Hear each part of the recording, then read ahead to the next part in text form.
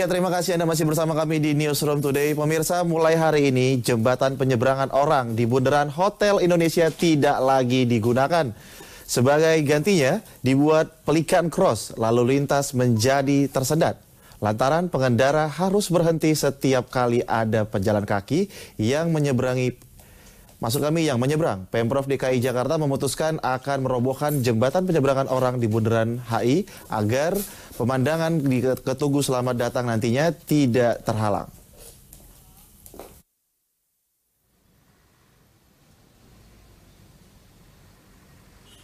Jembatan penyeberangan orang di kawasan Bundaran Hotel Indonesia, Jakarta Pusat mulai Senin pagi ditutup sehingga tidak bisa dipakai lagi. Sebagai gantinya, pejalan kaki menggunakan pelikan crossing yang sudah dibuat sebagai tempat penyeberangan sementara. Pelikan crossing belum dilengkapi dengan lampu lalu lintas untuk mengatur penyeberangan. Petugas Dinas Perhubungan diturunkan untuk membantu pejalan kaki menyeberang. Namun penutupan jembatan penyeberangan orang di Bundaran HI ini menuai pro dan kontra. Mereka yang menolak mengatakan pelikan crossing dinilai tidak sebanding dengan JPO. Mereka menuntut Pemprov DKI segera menyelesaikan proyek jembatan bawah tanah milik PT MRT. Untuk dicabutnya sih, kalau alasannya kan kalau nggak salah estetika ya. Mungkin kalau estetika barangkali ada benarnya juga. Hanya mungkin kenapa nggak dari awalnya sudah dipikirkan untuk ngirit biaya kan sebenarnya. Hanya kalau pertanyaan selanjutnya yang pelikan-pelikan yang sering disebut itu, nanti penyeberang jalannya itu kira-kira kalau kena panas atau kena hujan seperti apa? Itu kan harus dipikirkan. Karena kalau saya pikir ini kan tujuannya untuk mendapatkan pemandangan yang bagus dari Bundaran HI-nya ya. Jadinya saya sih setuju asal ada penggantinya yang baik, yang terlindung dari panas dan hujan. Kemudian ya mungkin yang saat ini belum maksimal penggantinya, tapi nanti kalau sudah ada yang penyeberangan bawah tanah lebih bagus lagi gitu. Ya membantu banget. Sebabnya kan saya dari The Plaza menuju ke Pullman kan kalau lewat jalan kaki itu kayak terlalu jauh banget.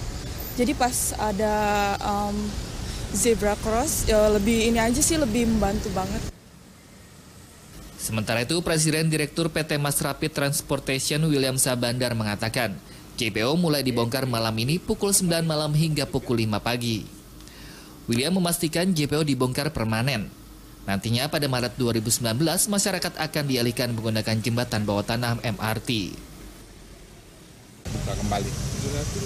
Jembatan penyeberangan orang yang malam ini akan kita angkat ya, karena sudah selesai dan kita diperintahkan oleh pemerintah untuk mengangkatnya gitu. Diganti dengan pelikan crossing ya. Malam ini kita akan memulai kira-kira pukul 9. Jadi sisi yang di sebelah barat itu akan dari jam 9 sampai jam 1 malam itu akan kita runtuhkan. Kemudian itu akan diangkat dan diletakkan di kawasan Transjakarta, dipilah-pilah kemudian diangkut keluar. Kemudian jam 1 sampai jam 5 yang di sebelah sini ini akan kita angkat. Jam 6 pagi traffic akan bisa kita buka kembali. Pemprov DKI Jakarta membongkar JPO Bundaran Hotel Indonesia lantaran dianggap mengganggu estetika patung Selamat Datang khususnya bagi peserta Asian Games. Padahal jembatan ini masih bagus dan kokoh lantaran baru dibangun 2014 lalu dengan biaya 5 miliar rupiah. Sementara biaya pembangunan pelikan crossing 100 juta rupiah.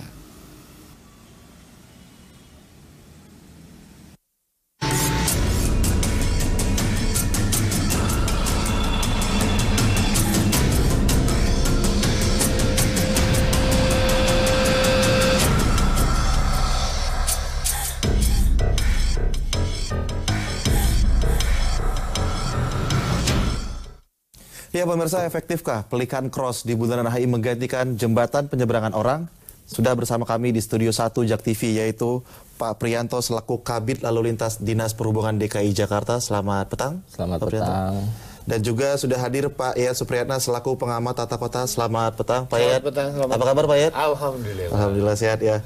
Nah, ini kita ingin bertanya terlebih dahulu kepada Pak Priyanto. Seefektif apakah nih pelikan cross yang menggantikan JPO yang malam ini prosesnya akan segera diproses pembongkarannya? Ya, mungkin sebelum saya masuk ke efektif itu, mungkin saya akan memberikan informasi. Itu mulai dari malam ini pukul 21 sampai dengan pukul 5 pagi akan dilakukan pembongkaran.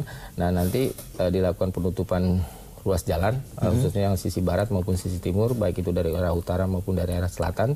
Nah, nanti dari tanggal 31 sampai tanggal 2 itu sudah dibuka, kecuali yang sisi barat. Yang sisi barat itu berarti yang di depan Plaza Indonesia atau kedutaan Jepang itu. Nah, itu digunakan 2 lajur untuk merapihkan JPO-JPO yang hasil daripada bongkaran. Gitu. Nanti setelah tanggal 2, nah udah kita lakukan open traffic. Gitu. Jadi udah seperti semula lagi. Nah, terkait dengan efektivitas, nah kalau kita merujuk nih mungkin nanti dari Pak Yayat bisa menambahkan, ya kan, itu dari rencana tata kota itu beberapa kategori terkait dengan fasilitas penyeberangan itu memang sudah ada kan, mulai dari zebra cross, pelikan crossing, sampai dengan ada jembatan penyeberangan orang maupun terowongan penyeberangan orang atau TPO. Gitu. Nah, kalau kita merujuk daripada hasil volume kita, data jumlah yang menyeberang, maupun di situ terkait dengan kecepatan, nah itu juga ada indikator-indikator atau kriteria. Nah, kalau untuk pelikan, saya rasa untuk kondisi seperti yang ada di Sudirman Tamrin, khususnya di Bundaran HI, itu masih masuk kategori untuk dilakukan pemasangan daripada pelikan. Nah, itu berpikir kita ada jangka waktu. Nah, mungkin nanti juga kita akan berpikir lagi next Sudirman Tamrin. Nah, yang kita pikirin sebenarnya next Sudirman Tamrin ini. Dalam arti kata, setelah itu beroperasinya MRT, di mana itu kurang lebih sekitar puluhan ribu orang penumpang pada turun. Nah, di satu sisi juga Pemprov juga dalam hal ini Bina Marga sudah membesarkan trotoar-trotoar dalam rangka menampung itu. Nah, mungkin dilihat lagi perkembangannya. Nah, mungkin itu akan lebih efektif lagi dibuat tidak sebidang, seperti contohnya melalui TPO, terowongan penyeberangan orang, yang dikoneksikan dengan halte-halte atau stasiun-stasiun MRT. Baik, tapi kan Pak Prianto, nanti itu masih lama prosesnya. 2020 MRT baru beroperasi dan nantinya jembatan bawah tanah itu juga nanti di 2020. Ini seperti kalau apa? Tahap 1 2019 sudah beroperasi. Tahap 1 MRT, gitu. Mungkin perkiraan sekitar bulan Maret itu sudah jalan, gitu. Mungkin nanti dilanjut dengan yang tahap kedua.